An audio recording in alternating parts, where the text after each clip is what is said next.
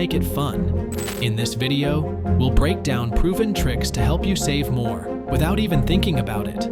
Let's dive in. You'll never become a millionaire unless you understand this. Why saving is so hard. The science behind it. You set a goal to save more money, maybe for a house, retirement, or an emergency fund.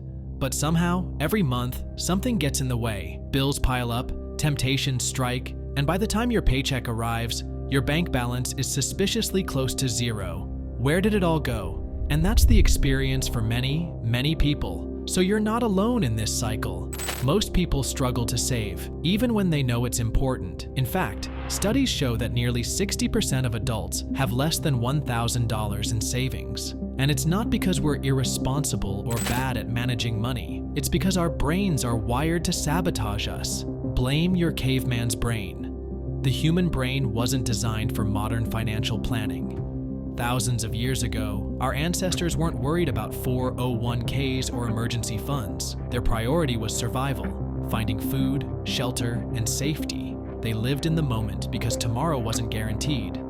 Fast forward to today, and our brains still crave instant gratification. That's why saving for distant future feels boring and painful, while spending on something exciting right now feels amazing. Our brain starts a war whenever we get paid or get that pocket money. Should I spend now and enjoy life today, or save for the future, which feels abstract and really far away? Guess which one your brain prefers. Yup, spend now. Your future self might need that money, but your brain sees them as a stranger. You wouldn't go out of your way to give a random person $100, so why would you willingly sacrifice money for your future self? This is called temporal discounting, a fancy term for how we value immediate rewards way more than future rewards. It's why a $5 coffee today feels worth it, but saving that same $5 for retirement feels meaningless. Now, we live in a time when we are constantly bombarded with ads. Everybody is trying to sell us something, and unfortunately, this has proven to really work.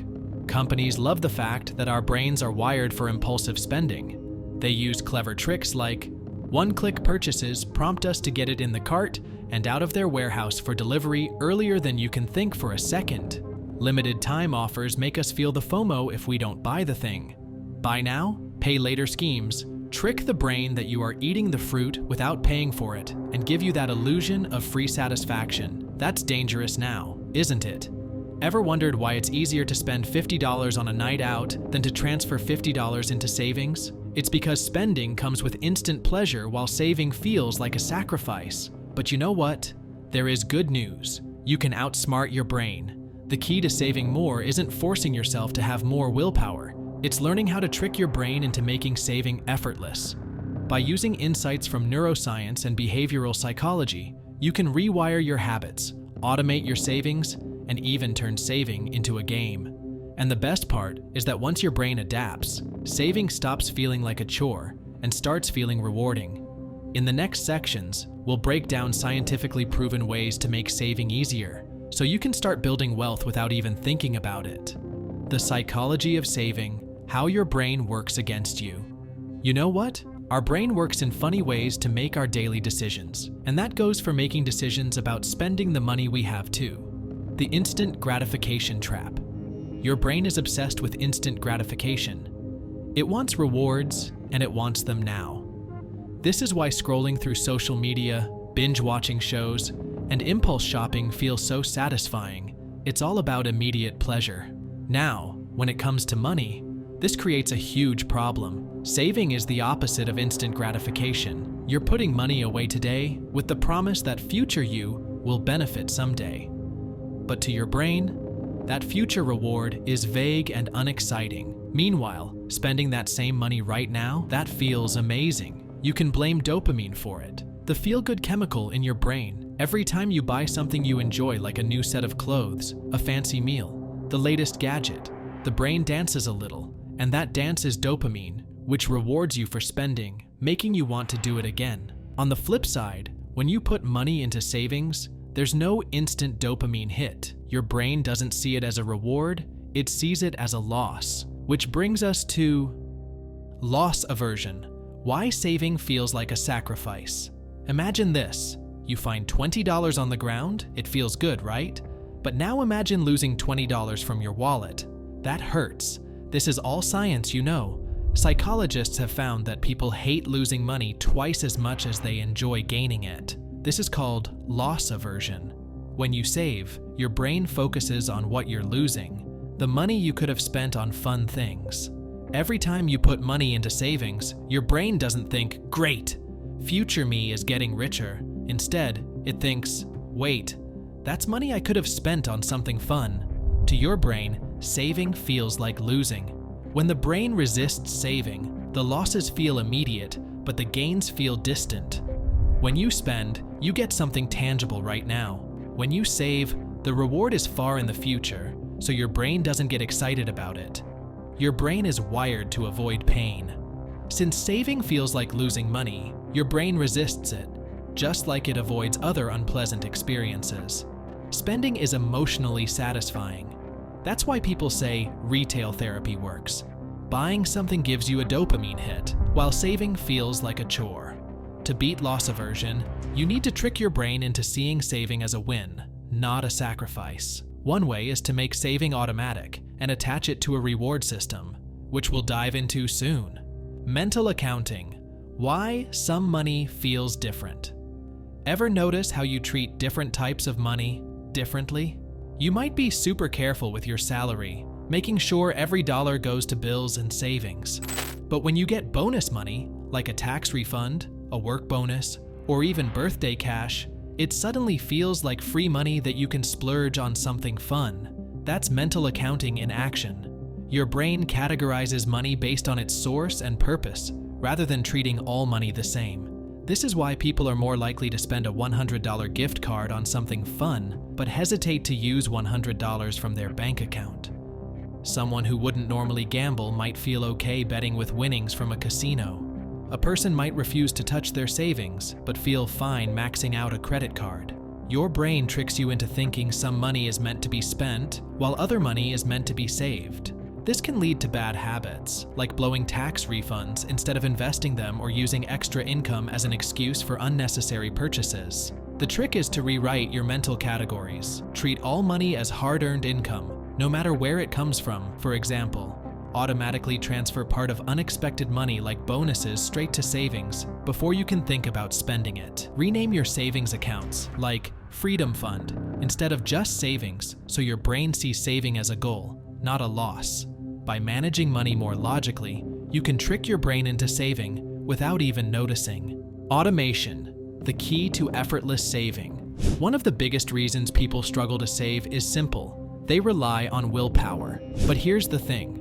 Willpower is unreliable. Some days you feel disciplined and put money aside. Other days you get tempted by a sale or a night out, and suddenly that extra cash disappears. This is where automation changes everything. The power of automatic transfers. Automatic transfers take the decision-making out of saving. Instead of choosing to save every month, money moves to your savings account on its own. This removes the temptation to spend it and makes saving feel effortless. Studies show that people save significantly more when their savings are automated. In a well-known study on retirement savings, researchers found that employees who enrolled in an automatic savings plan saved over 30% more than those who didn't. Why?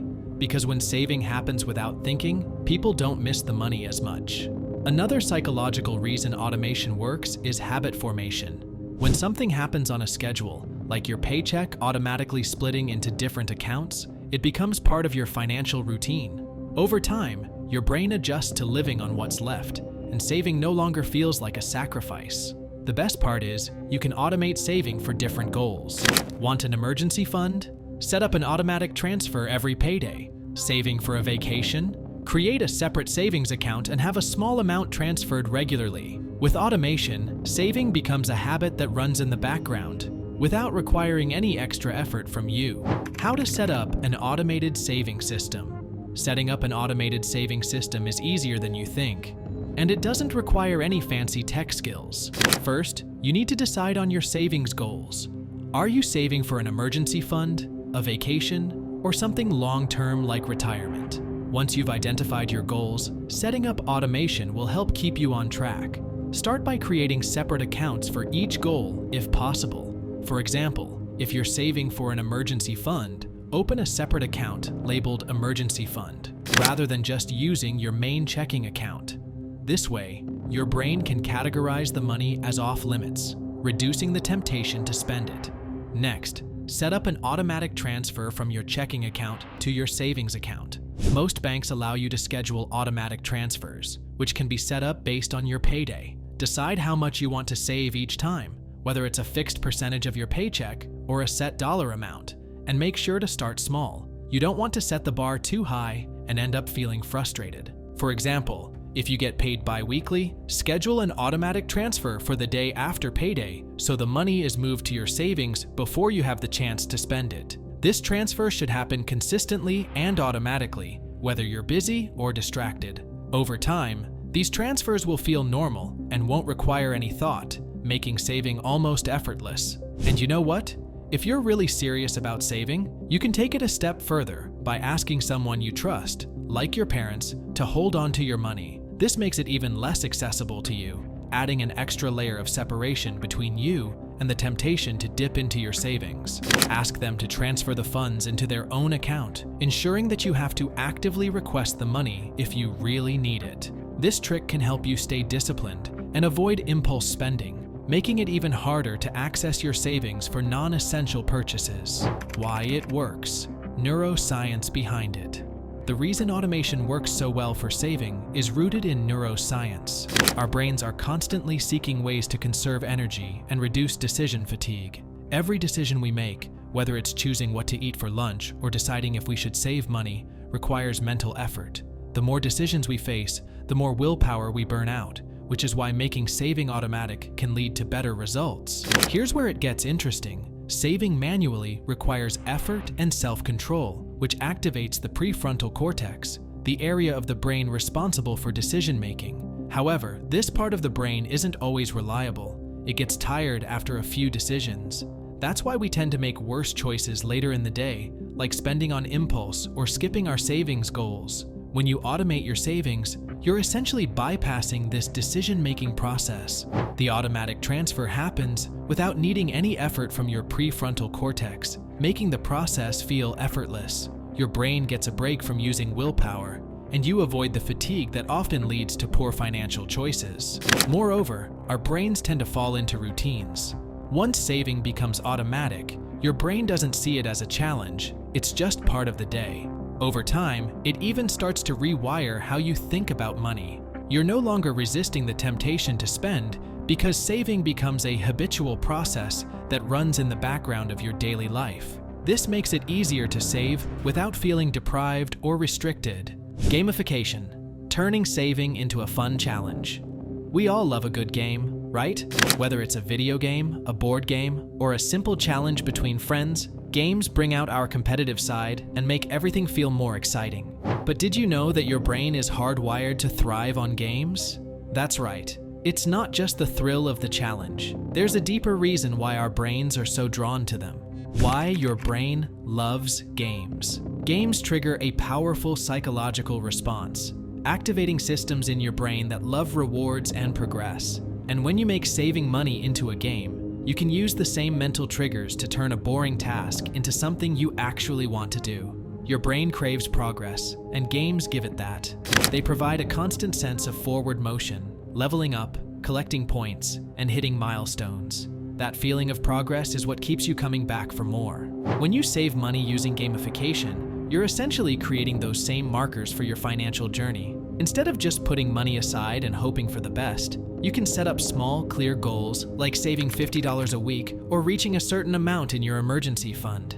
These goals help your brain feel like it's winning, just like you would in a game. Games also provide instant feedback, which your brain thrives on. Every time you hit a new level or accomplish a goal, you get immediate recognition, whether it's an achievement unlocked or a new feature. Saving money works the same way. By setting milestones and seeing your progress, you keep your brain engaged and motivated. The combination of clear goals, progress, and feedback makes saving feel like a game you can't help but win. Ways to gamify saving. Gamifying your savings doesn't mean you need to start playing video games. It's about adding fun, challenges, and rewards to make the process exciting and motivating.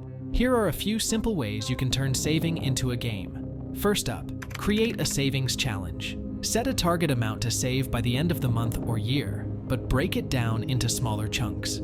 For example, instead of just saying, save $500 this month, try saving $20 each day or $100 every week. This makes the challenge feel more manageable and gives you something to track every day. Next, use visual tracking tools.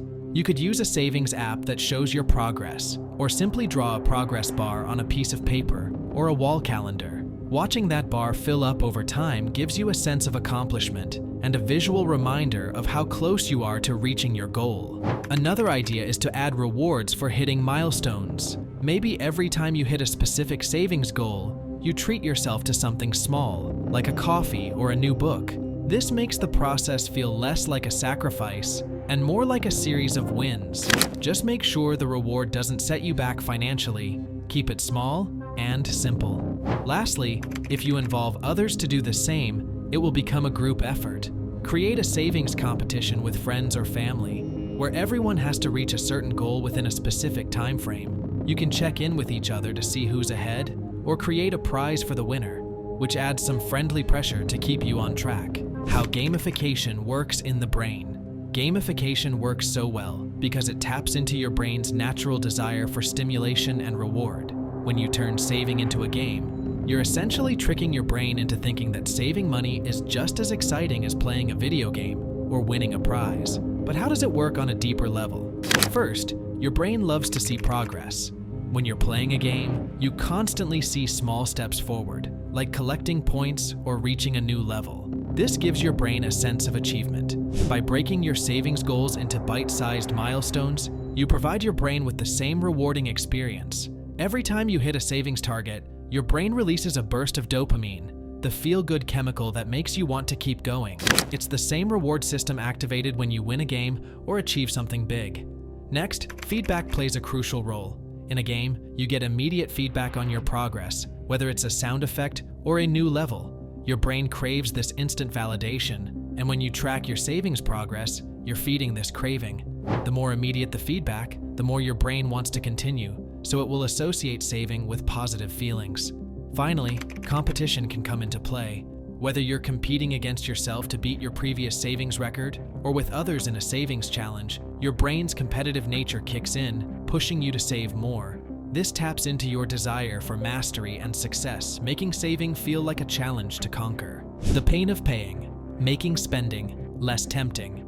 Money is like the fruit of your hard work, and it's not easy to let it go. But guess what? We have to. While not all people use credit cards for their purchases, a lot of them do. In fact, roughly around 1.25 billion people have credit cards, or nearly 16% of the global population. Canada has the highest percentage, with 83% of the population having at least one card. But while credit cards help you own a product or a service before paying for it up front, it does have many problems too. Why credit cards make you spend more? Spending money, especially when it's on a credit card, doesn't always feel as painful as it should. Ever notice how you can swipe that plastic and not even think twice about it? But if you were paying in cash, it might sting a bit more, right? That's because credit cards remove the immediate connection between the transaction and the money leaving your wallet. This makes it easier to overspend without feeling the consequences. A study from the Federal Reserve found that the average American household carries about $5,700 in credit card debt. Think about that. People are spending money they don't have, often without realizing the long-term consequences. It's like eating a whole pizza in one sitting and wondering why your jeans don't fit the next day. But hey, at least the pizza was delicious, right? One reason credit cards make spending so tempting is that they offer a sense of detachment from the money being spent. You're not physically handing over cash, so the pain of paying is minimized. Research shows that we spend about 30% more when using credit cards compared to cash. That's because when we swipe, we don't mentally register the loss the same way we do when we hand over bills. This phenomenon is called pain of paying, and it's a key factor in overspending. The more detached we are from the transaction, the easier it is to make impulse purchases. Plus, many credit cards offer rewards or points, which might make you feel like you're winning every time you spend. But trust me, those points don't cancel out the interest on your balance. So, next time you're swiping away like a pro, Think about whether that free reward is worth the cost of long-term debt. Just like a good pizza, it's best enjoyed in moderation, unless you want to be stuck with a financial stomachache later. How to trick yourself into spending less. Tricking yourself into spending less isn't about having perfect willpower. It's about using clever tactics that play into your brain's natural behavior. One of the easiest ways to cut down on spending is to start paying with cash. I know, cash might feel like it's from the Stone Age, but hear me out. When you hand over actual bills, you feel the sting of it. Studies show that people spend more when they use cards, especially credit cards. Why? Because it doesn't feel like you're losing anything tangible. So, if you're on a budget, try taking out a set amount of cash for the week. Once it's gone, and you'll think twice before grabbing that $6 iced coffee. Another simple trick is to use debit cards instead. You're not playing the "I'll deal with it later" game when you spend from your checking account. When it's gone, it's gone. Plus, debit cards don't let you run up debt, which is like a safety net for those who have trouble with impulse buys. You can also try the mental accounting technique, which we already talked about. It is based on assigning money to different categories. When you see a particular fund getting low, it's easier to cut back. It's like having a personal budget app in your head, but in a way that feels a lot more manageable. And then just leave your card at home or lock it in a drawer. If you can't grab it on impulse, you'll be forced to stop and think. Less chance for you to end up splurging on stuff you don't need. Plus, it's a good excuse to not go shopping at all. The pay yourself first strategy. This strategy is a game changer, but it's not just about money. It's about putting yourself first in your financial life. And that's a mindset shift we all need.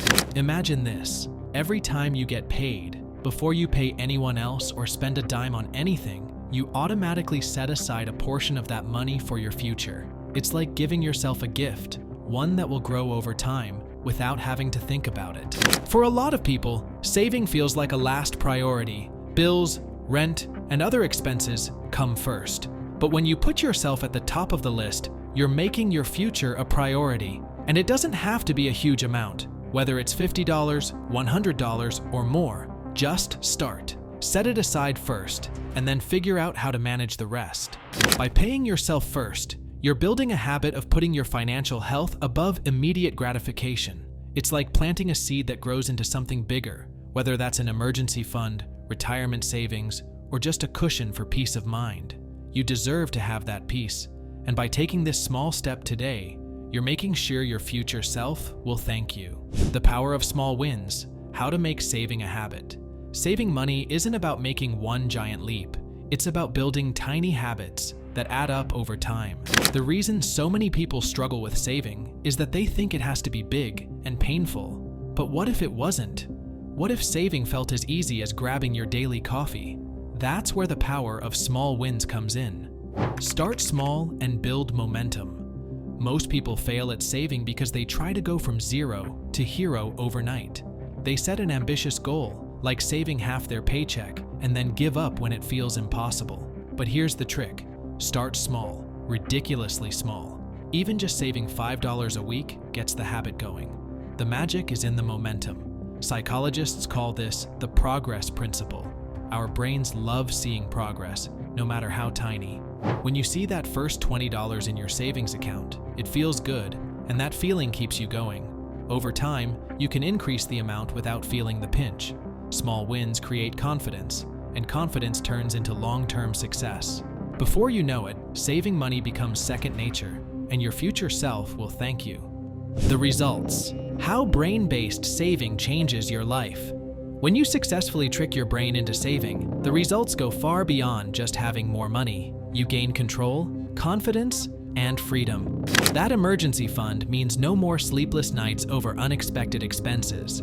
That growing investment account means your future self will have options, whether that's traveling, retiring early, or simply living without financial stress. As saving becomes second nature, you start making better financial choices without feeling restricted. You'll feel less guilty about spending on things that truly matter because you know you've already taken care of your future. And the best thing is that money stops being a source of anxiety. Instead, it becomes a tool that works for you. You're no longer tempted by impulse buys because you know your money has a greater purpose. And when you do spend, it's without guilt because you've already prioritized your future. This shift reduces financial anxiety and brings peace of mind. The secret to financial success isn't earning millions overnight. It's consistent, small actions that add up over time. The money you save today is the freedom you'll have tomorrow.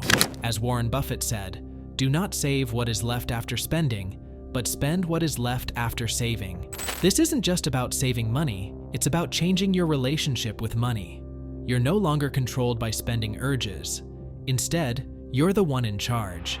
If you liked the video, hit like, subscribe, and stay tuned for more interesting videos.